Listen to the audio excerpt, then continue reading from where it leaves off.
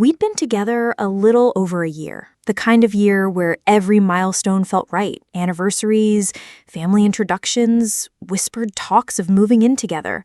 When he told me his childhood best friend was getting married in Tuscany, I expected us to go together. We'd always been invited as a pair before, but this time, I didn't get a +1, he said. A bit too quickly. Destination weddings are weird about that. I tried to believe him. I really did. But something about the way he avoided eye contact, it stuck with me. He started acting off, guarding his phone, working late again, and planning the trip like a bachelor on the loose. I offered to come and pay my way. Just be there with him, even if I wasn't technically invited. He shot it down. "You'll be bored, babe. I'll barely have time for you with all the groom duties." Except he wasn't in the wedding party. While he flew to Italy, I stayed back and took a spontaneous road trip with friends to the coast.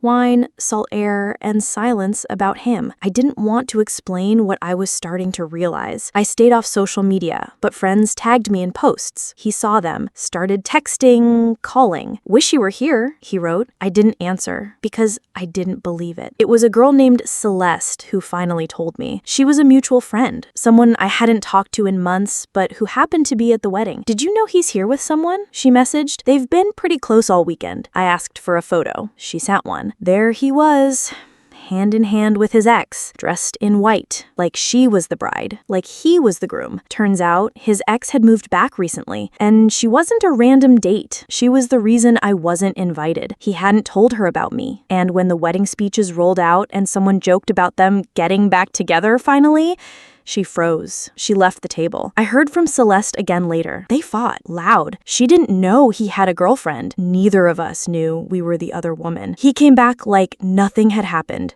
Tried to kiss me at the door, told me he'd missed me, that it was a weird trip, but he didn't want to ruin what we had.